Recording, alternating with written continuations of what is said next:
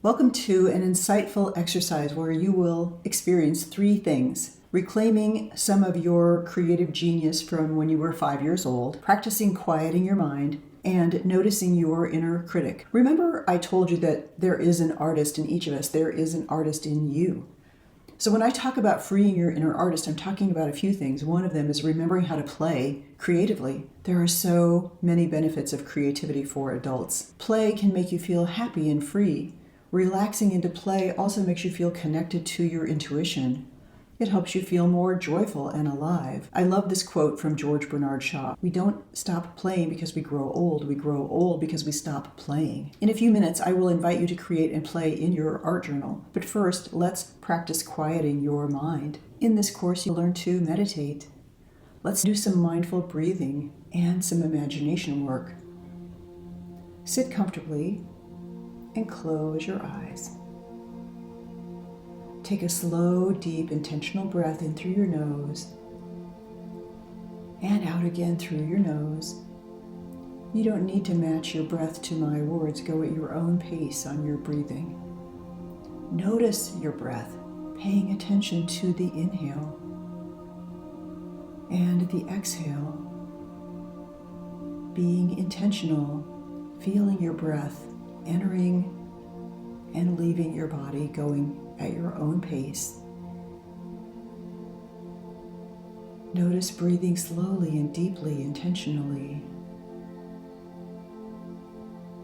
Really experience it. Notice your breath flowing into your chest, rib cage and belly, and out again. Keeping your eyes closed, with each inhale and exhale, become more relaxed and more comfortable. And notice that as you focus on your breath, your mind becomes quieter.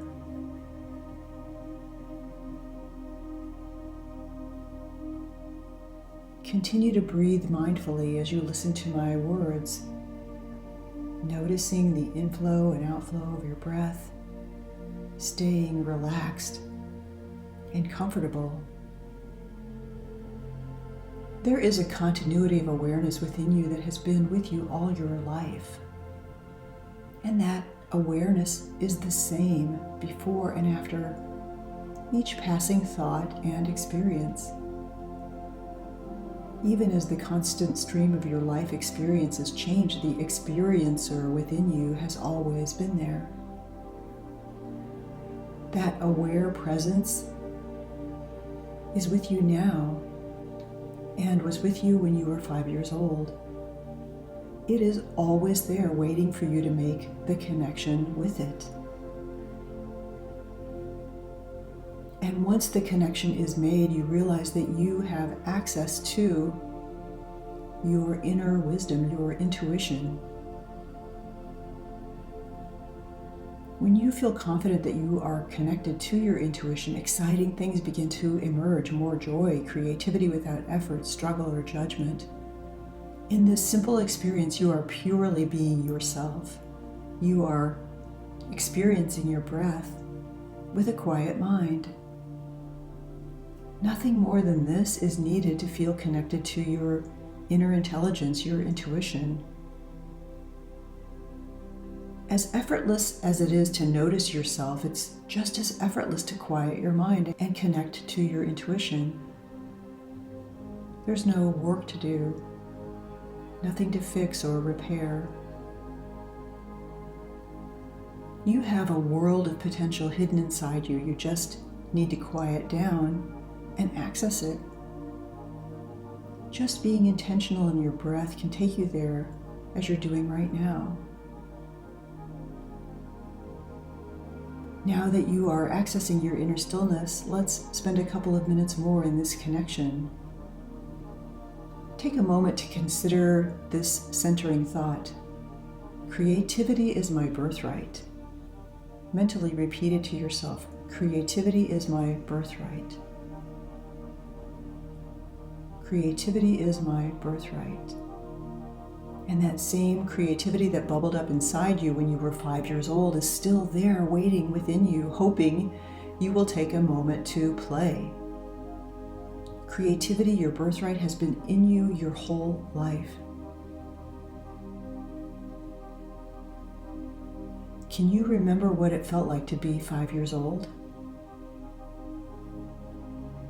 Recapture that feeling. Once you learn to tap into this creative source within you, you feel the wonderful connection to your imagination and intuition, and you can access it at any time. Remember the excitement and the freedom of being 5 years old and creating something. Remember yourself coloring with crayons, or playing in the mud, or building something with blocks. Right now, here with your eyes closed, feel yourself as you were at 5 years old. Pretend that you are there. Really feel it. Imagine you're 5 years old, you're imaginative, you're creative, you're innocent, with no inner critic, ready to play. And when you feel ready, open your eyes. So congratulations, you just quieted your mind. You used your breath as a kind of meditation. And now let's invite your inner artist to play.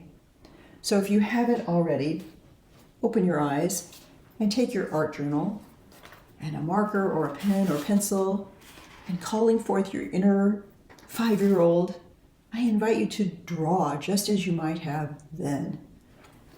With joy and freedom, it will be perfectly imperfect. No one else needs to see it. No one else cares what it looks like. Go for the feeling, not the end result. Maybe you will draw the sun or moon. Draw your childhood home. Draw a tree, a flower, maybe a stick figure of yourself, and add some friends and family. Maybe a pet. Just go fast and easily. Just draw and create without any critique, without any judgment. Keep it very simple and innocent and free, and feel that creativity bubble up inside you as though you were 5 years old again. Around 5 years old, you had some experiences making art. Enjoy how it feels to create something like that again. If your inner critic is making any commentary about your creativity, just notice it. Becoming more aware of when that voice within you begins to suppress your creativity is very important to understand. On the same page as you're drawing, now add to the page and write down some words that describe some of your first creative experiences. You can put those words on the same page as you're drawing. Those words or memories might have positive or not so positive connotations. I have a positive memory of my mother encouraging me because I loved to make up poems as a kindergartner. Before I could even write, I loved rhyming.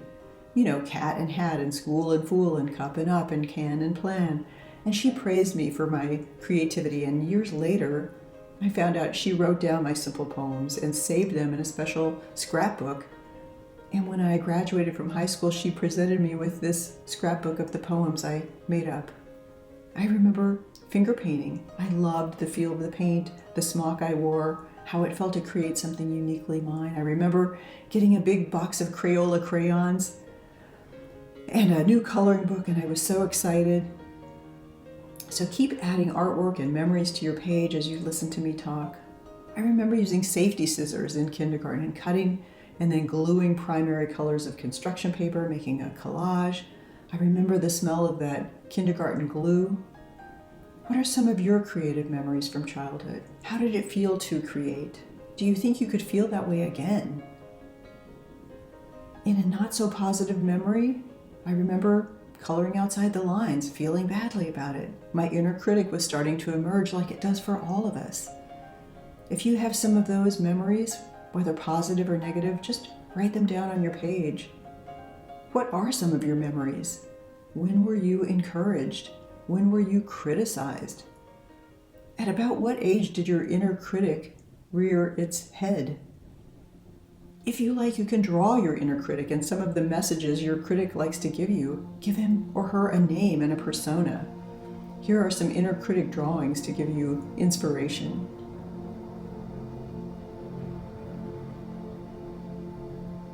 If you will do some inner work, you may better understand when and how your critic was born, and even whose voice that critic represents.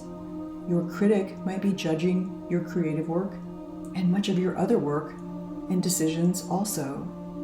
Your inner critic's voice might come from a parent, teacher, or a role model who said or implied that you or your work weren't good enough, or wrote you off as not worthy of attention. It may be because a sibling was seen as the family success story, because an absent parent withheld love or approval, because of a family norm of never asking for help. Even people who have had pretty normal childhoods have had trauma. From our experiences, or in Eastern wisdom traditions they call it our conditioning, a child's internalized and often unconscious messages can powerfully kick in even when we are adults. By surfacing when this voice was born, who it represents, you can begin to let the voice go and replace it with narratives that are more encouraging of you, using your creativity and self-expression. If you decide to draw your inner critic and some of his or her messages, that begins to tame the emotion that comes from hearing that voice. So many people weren't encouraged enough, or were even criticized, and it's no wonder that we suppress our inner artist. Do you believe you can become more aware of times when your inner judge begins to squash your ideas, your creativity? I hope you notice that there is something very healing about playing creatively and just allowing whatever happens to happen and not judging it. When you're ready, take a look at the page you created and ask yourself, what's good about it? What do I like about it? What's worthwhile about it? You can use creativity to practice being kinder to yourself, to keep your inner critic contained, and to find out what's good about what you create. Now, maybe this drawing you made is not going to hang at MoMA or the Tate or the Louvre, but it's amazing and worthwhile because you made it, and it is uniquely yours. To wrap up, let me give you a few more tips you can use to simply notice when your inner critic is suppressing your creativity, and some empowering actions you can take. First, practice compassion for yourself as a creator, for that imaginative child whose essence is still in you, and cultivate some compassion and forgiveness for those who helped birth your inner critic. Accept that your mind proliferates critical thoughts.